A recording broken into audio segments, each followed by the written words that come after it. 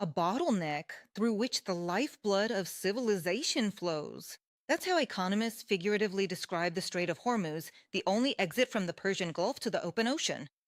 For years, Tehran has used it as its main geopolitical trump card, and today the worst fears have become reality. In fact, the entire global economy is now at risk. After the Islamic Revolutionary Guard Corps announced the closure of the strait, maritime traffic in the region dropped by 97%. This isn't just a number in a report. This is a paralysis of global supply chains. Every day, about 21 million barrels of oil pass through the strait. That's one fifth of the world's consumption. The situation with liquefied natural gas is even more critical. In the first week of the conflict, gas prices in Europe soared by 60%, and things are only going to get worse. In addition, the strait is a major route for shipments of sulfur, ammonia, and urea. And that means fertilizers will get more expensive and food prices will follow. Kyiv is also ready to join the US and other partners in efforts to unblock the Strait of Hormuz. In 2023, after Russia withdrew from the grain deal, Ukraine not only managed to maintain its exports and break the naval blockade, but also became a guarantor of global food stability. Ukraine managed to launch an alternative grain corridor despite threats from the Kremlin to treat ships heading to Ukrainian ports in the Black Sea as legitimate military targets. Now, Ukrainian wheat, corn, sunflower oil, soybeans, and more recently, even rolled metal and ore are being supplied to 55 countries around the world. Iran's attempts to block freedom of navigation in the Strait of Hormuz are painfully familiar to Ukraine. In 2022, Russia did the same thing in the Black Sea. It blocked maritime trade, trying to destroy Ukraine's economy and achieve its political and military goals. At that time, Ukraine found a solution. We restored freedom of navigation in the Black Sea on our own, without giving in to the ultimatums of the terrorist state. This is yet another area where Ukraine has unique experience, knowledge, and technological advantages that no other country possesses. Andrea Sabiha, Minister of Foreign Affairs of Ukraine, on social network X. Despite shelling, mine threats, and cyber attacks, Ukraine managed to keep its ports operational. This experience has attracted the attention of the Gulf countries. The footage shows a fire at the port of Fujairah in the Emirates. In the same way, Russia struck Chornomorsk, Odessa, and Mykolaiv. Dominance in the Black Sea was an obsession for Putin. But in the end, Russia lost almost half of its combat potential, including the flagship missile cruiser Moskva, the large landing ships Caesar Kunikov, Novocherkassk, Olenogorsky Gornyak, and patrol boats. Where missiles couldn't reach, Ukrainian naval drones did the job. Ukraine's defense forces struck command posts in the headquarters of Russia's Black Sea Fleet. As a result, the Russian command was forced to relocate the surviving ships from Sevastopol to Novorossiysk.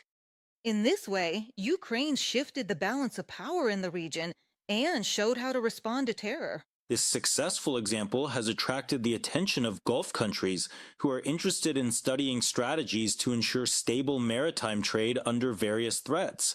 Loading and unloading at ports takes place according to a set schedule. Ship movements are strictly regulated, including mandatory inspections even before they enter port waters, according to a Spiegel publication.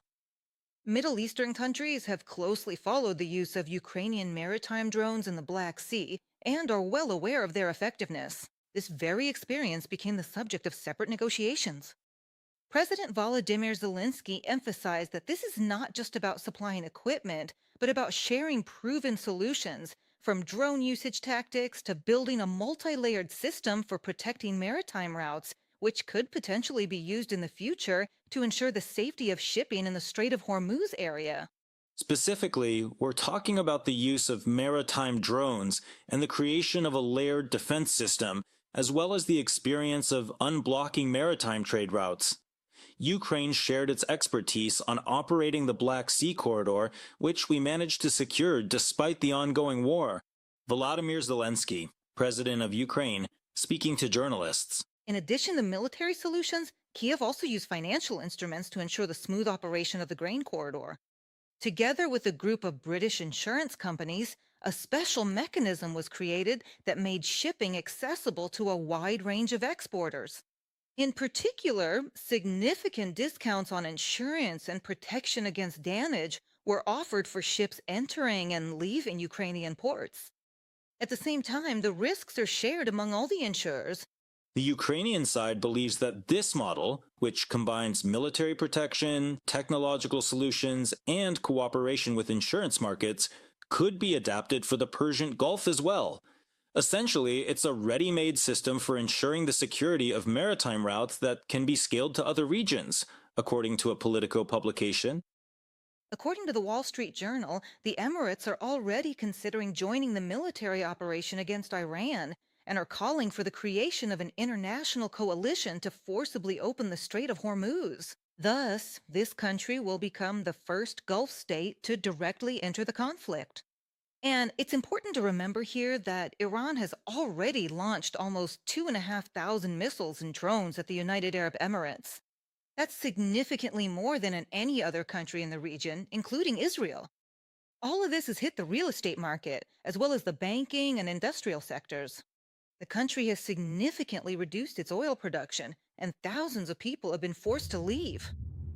According to Arab officials, the United Arab Emirates is pushing for a UN Security Council resolution that would allow the use of force to open the strait. Emirati diplomats are also calling for the creation of an international coalition involving the US, European, and Asian countries. They noted that the Iranian regime believes it is fighting for its own survival and is prepared to harm the global economy by blocking this key route. From a Wall Street Journal publication, In Arab media, President Zelensky's visit and all of Ukraine's proposals, including those regarding the resolution of the situation in the Strait of Hormuz, were covered in great detail. Leading outlets such as Al Arabiya and Al Jazeera emphasize that the Gulf countries are extremely interested in Ukraine's experience in protecting infrastructure from Iranian drone attacks. The governments of Qatar, Saudi Arabia, and the United Arab Emirates are turning to Kyiv not just for advice. Above all, they need practical solutions for making this protection more effective and less expensive. until now, the Gulf states have mainly used Patriot and THAAD missiles to destroy Iranian missiles and drones. Each Patriot missile costs nearly $4 million. At the same time, Kyiv is offering its drone interception services at about $2,000 per interceptor. Ukraine has become one of the world's leading producers of modern, combat-tested interceptor drones. After all, since the start of the full-scale invasion of its neighboring country in 2022, Russia has been attacking their territory with hundreds of thousands of Iranian drones. From a publication on the Al Jazeera website, Thus, against the backdrop of escalating tensions around the Strait of Hormuz, countries in the region are seeking not only military but also technological solutions to protect key routes. And Ukraine is ready to offer exactly such a comprehensive approach, from drones and air defense to organizing safe navigation. At the same time, Kiev emphasizes that this is strictly about providing expert support without involving Ukrainian military personnel in combat operations. Even now, cooperation with the Persian Gulf countries is being formalized through long-term agreements. Essentially, the experience Ukraine has gained during the full-scale war is becoming one of the tools for stabilizing the global economy. Subscribe to UATV English and stay updated on the most important events, top news from Ukraine and all over the world, in-depth analysis, exclusive reports and interviews, all on hand in our channel. Join our community of viewers and stay tuned.